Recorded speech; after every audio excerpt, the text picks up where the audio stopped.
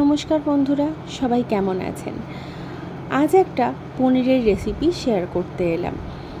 বলতে পারেন সামনেই তো শুরু হচ্ছে শ্রাবণ মাসের সোমবার, শনিবার, মঙ্গলবার নানা রকম উপোসের দিন আছে। আর পনিরের তরকারি মানেই সেই মিষ্টি মিষ্টি তরকারি অথবা আলু দিয়ে তরকারি, কি শাহি পনির! খেতে খেতে বোর হয়ে গেছি, তাই একটা টক ঝাল স্বাদের পনিরের রেসিপি নিয়ে হাজির হলাম আজ। দূরে গাড়ি হেসেল। সরাসরি চলে এলাম দুর্গার হেসেলে।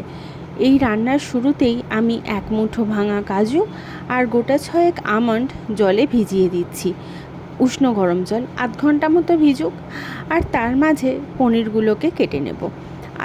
আচ্ছা, আমি তো বোধহয় এখনও বলিনি যে আমি কী রান্না করতে চলেছি। আজ যেটা বানাচ্ছি সেটা হচ্ছে পনিরের মহারানি।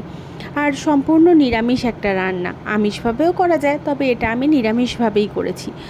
তো এখানে পনিরগুলোকে কেটে নিচ্ছি। দোকানে যেন আপনারা যখন নেবেন দোকানে বলবেন একটু চৌকো দেখে দিতে।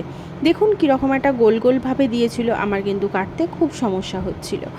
তো পনিরগুলোকে ম্যারিনেট করার জন্য সামান্য একটু হলুদ নিয়েছি, একটু ঝাল লঙ্কার গুঁড়ো নিয়েছি, নুন নিয়েছি, 2 চামচ মতো টক দই নিয়েছি, আর বড় চামচের 1 চামচ বেসন নিয়েছি।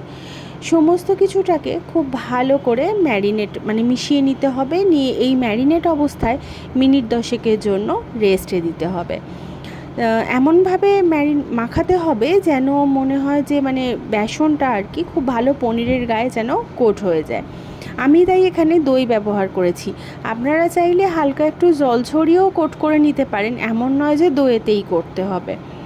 তো যাই হোক, সবটা ভালো করে কোট করে গেছে। এবার এটাকে একটু সাইড করে রেখে দিচ্ছি।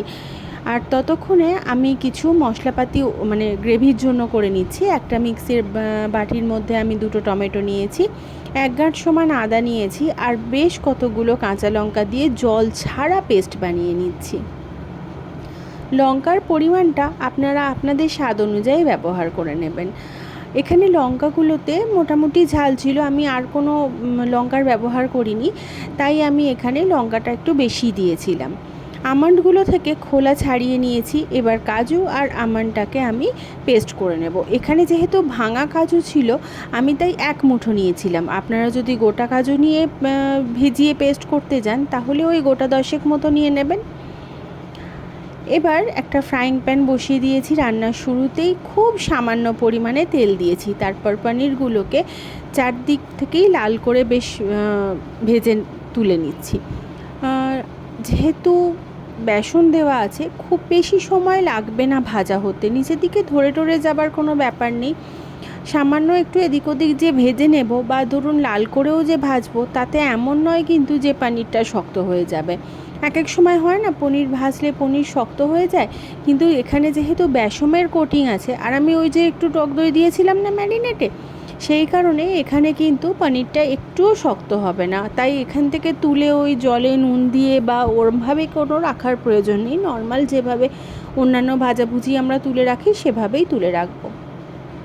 প্রথমবারের পনিরটা ভেজে নেবার পর আবার দ্বিতীয়বারেও সেই তেলেতেই ভেজে নিয়েছি। দেখুন বেশি তেল ছিল না, কিন্তু খানিকটা তেল দিয়েছি এরপর, আর তার সাথে দিয়ে নিচ্ছি 1 চামচ ঘি। রান্নাটা চাইলে পুরোটা ঘিয়েও করতে পারেন, তবে আমি এখানে তেল ঘি মিশিয়েই করলাম। এরপর একটু শাহি জিরা আর তার সঙ্গে 2টো শুকনো লঙ্কা ফোড়ন দিচ্ছি। সাজিরে যদি না থাকে তাহলে নর্মাল জিরের ব্যবহারও কিন্তু এখানে করতে পারেন, তবে সাজিরে দিলে স্বাদটা একটু অন্যরকম হয়। এরপর সেই টমেটো, কাঁচা লঙ্কা, আদা দিয়ে যে পেস্টটা বানিয়েছিলাম সেটাকে প্রথমে দিয়ে নিচ্ছি। টমেটোর মধ্যে তো একটা জল ভাব থাকেই। এই জল ভাবটা যখন শুকিয়ে গিয়ে একটু তেলের মতো হয়ে আসবে, তেলটা ছেড়ে দেবে, সেই সময় আমি এখানে ওই ধরুন 1/2 কাপ মতো টক দই নিয়েছি, তাতে 1 চামচ মতো চিনি দিয়েছি। দিয়ে খুব ভালো করে সেটাকে মিশিয়ে নিয়ে সেটা দিয়ে দিচ্ছি। আর ওই কাজুর আর আমন্ডের যে পেস্ট আছে সেটা দিয়ে নিচ্ছি। এবার বলি যে এখানে শুধু এই রান্নার ক্ষেত্রে নয়, কিন্তু যে কোনো রান্নার ক্ষেত্রেই যখনই আপনারা টক দই কোথাও দিতে যাচ্ছেন, তখন যদি তার মধ্যে 1 চামচ চিনি দিয়ে ভালো করে মিশিয়ে নেন না, তাহলে কিন্তু টক দই রান্নায় দেবার পর আর কেটে যাবার চান্সটা থাকে না। অনেক সময় কিন্তু হয়, দেখবেন যে টক দই ফেটে গেল, তো সেই ব্যাপারটা আর হয় না। স্বাদ মতো নুন দিয়েছি আর দিয়ে নিয়েছি 1 চামচ কাশ্মীরি লঙ্কার গুঁড়ো। এখানে কাশ্মীরি লঙ্কার গুঁড়ো দিয়েছি আমার পছন্দ বলে, আপনারা চাইলে এখানে হলুদের ব্যবহারও করতে পারেন, তাহলে তরকারিটা দেখতে একটু হলুদ হলুদ হবে। আর আমি এখানে যে কাশ্মীরি লঙ্কার গুঁড়ো দিয়েছি তার জন্য এটা হালকা একটু গোলাপি রঙের হবে।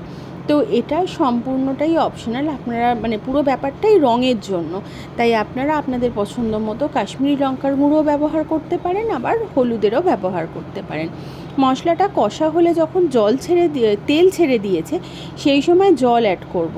ওই মিক্সির বাটি ধোয়া জল, দইয়ের বাটি ধোয়া জল, মানে সমস্ত যা যা বাটি এখানে ব্যবহার করেছি সমস্ত কিছুতে অল্প অল্প করে জল দিয়ে ধুয়ে নিয়ে সেটাকেই এখানে ব্যবহার করেছি। তারপর পনিরগুলো দিয়ে নিচ্ছি। পনিরগুলো দেবার পর এখানে আরেকটু মানে ওই মিনিট 10 মতো রান্না হতে দেবো। আর যেহেতু কাজু টাজু সব কিছু মেশানো আছে বা পনিরের গায়ে একটা বেসনের কোটিং আছে, ওই জন্য খুব তাড়াতাড়ি জলটা শুকিয়ে আসবে, তাই গ্যাসের ফ্লেমটাকে একদম লো রেখে দেবো।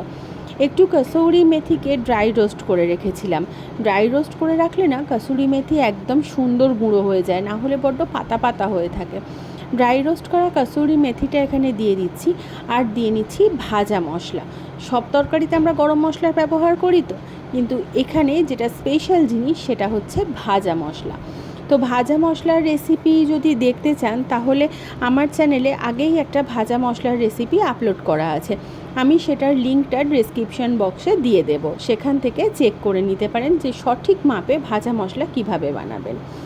তো রান্নাটা এখানে মোটামুটি কমপ্লিট। আমি 1 চামচ ঘি দিয়ে নিলাম, এরপর গ্যাসের ফ্লেমটা অফ করে রেখে দেবো। মিনিট 10 রেস্ট করে আমি এভাবেই সার্ভ করেছিলাম লুচির সাথে। আর আপনারা চাইলে এটাকে পরোটার সাথে সার্ভ করতে পারেন, পোলাওয়ের সাথে সার্ভ করতে পারেন, খেতে কিন্তু দুর্দান্ত।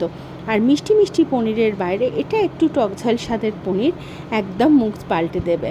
তাহলে যে কোনো দিন বানিয়ে ফেলুন আর আমাকে জানাতে একদম ভুলবেন না কেমন লাগলো।